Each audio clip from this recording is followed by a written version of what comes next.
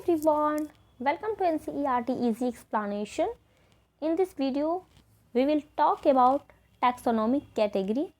This is another video from the chapter The Living World, Class 11 NCERT Unit 1st.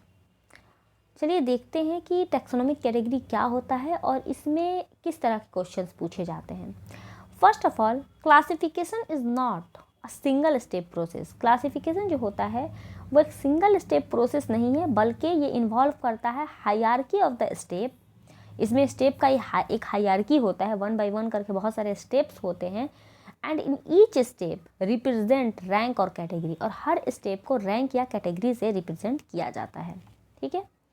Since the category is part of overall taxonomic arrangement, चूँकि सारे जितने भी overall taxonomic arrangement होते हैं उसका जो category होता है वो पार्ट होता है, इसलिए इसको टैक्सोनॉमिक कैटेगरी कहा गया है.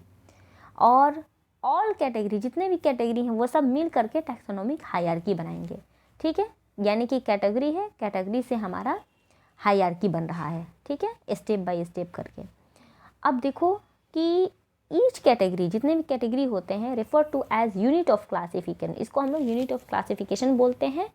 इन फैक्ट रिप्रेजेंट अ रैंक, जिसको हम लोग कॉमनली टैक्सॉन का नाम देते हैं. अब बात करते हैं टैक्सोनॉमिक कैटेगरी के बारे में. टैक्सोनॉमिक कैटेगरी और hierarchy can be illustrated bye an example. एक सिंपल एग्जाम्पल देते हैं जिससे हम लोग टैक्सोनॉमिक कैटेगरी और उसके हायरार्की को समझने की कोशिश करेंगे. तो insect represent a group of organism sharing common feature. Insect है जो कि कॉमन फीचर को रिप्रेजेंट करता है और ग्रुप ऑफ ऑर्गेनिज्म है. ठीक है. जैसे कि उसके अंदर 3 पेयर ज्वाइंट लेग होंगे. इसका मतलब हुआ, it means insect are recognisable concrete object which can be classified and were given the rank or the category. ठीक है. अब है कि क्या तुम यहाँ पे क्वेश्चन का किया जा रहा है कि can you name other such group of organism. क्या तुम इस तरह के किसी ग्रुप का नाम बता सकते हो. याद करो कि जो ग्रुप रिप्रेजेंट करता है कैटेगरी को, कैटेगरी फर्दर डिनोट करता है रैंक को, और जो रैंक होता है, रैंक को ही टैक्सॉन बोलते हैं, जो कि रिप्रेजेंट करता है यूनिट ऑफ क्लासिफिकेशन को. ठीक है. क्या क्या बोल दिया इसने कि जो ग्रुप होता है वो कैटेगरी को रिप्रेजेंट करता है, कैटेगरी जो होता है डिनोट करता है रैंक को, रैंक को ही हम लोग टैक्सॉन बोलते हैं, और जो टैक्सॉन होता है उसी से हमने यूनिट ऑफ क्लासिफिकेशन मिलता है. This taxonomic group category are distinguish biological entities and not merely morphological aggregate. ठीक है. ये मॉर्फोलॉजिकल नहीं होते बल्कि ये बायोलॉजिकल एंटिटी होता है. अब देखते हैं कि टैक्सोनॉमिकल स्टडी जो होता है of all known organism have led to the development of common categories such as kingdom, phylum, division, class, order, family, genus, species. अब है कि जो हम लोग जो टैक्सोनॉमिक कैटेगरी के बारे में पढ़ रहे थे उसमें जितने भी ऑर्गेनिज्म होते हैं सबके पास कुछ उनका एक अपना किंगडम होगा, उनकी एक ऑर्डर, अपनी एक ऑर्डर होगी, फैमिली होगी, क्लास होगा, जीनस होगा, स्पीसीज होगा. ठीक है.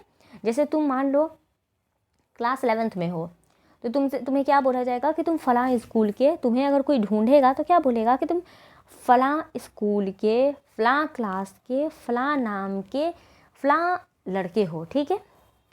All organism including these plant and animal, जितने भी ऑर्गेनिज्म होते हैं इस दुनिया में, चाहे वो प्लांट हो, एनिमल हो, किंगडम के हो, वो स्पीसीज, उन सब में स्पीसीज जो होता है वो लोवेस्ट कैटेगरी होता है. Now the question you may ask, अब तुम एक क्वेश्चन पूछ सकते हो कि how to place an organism in various category. हम लोग किसी ऑर्गेनिज्म को अलग अलग कैटेगरी में कैसे जानेंगे कि आम है, आम का जो स्पीसीज हो वो क्या है, उसका ऑर्डर क्या है, उसका जीनस क्या है, ये हम लोग कैसे पता करेंगे. तो इसी को हम लोग इसमें समझेंगे कि the basic requirement is the knowledge of character of an individual और ग्रुप ऑफ ऑर्गेनिज्म.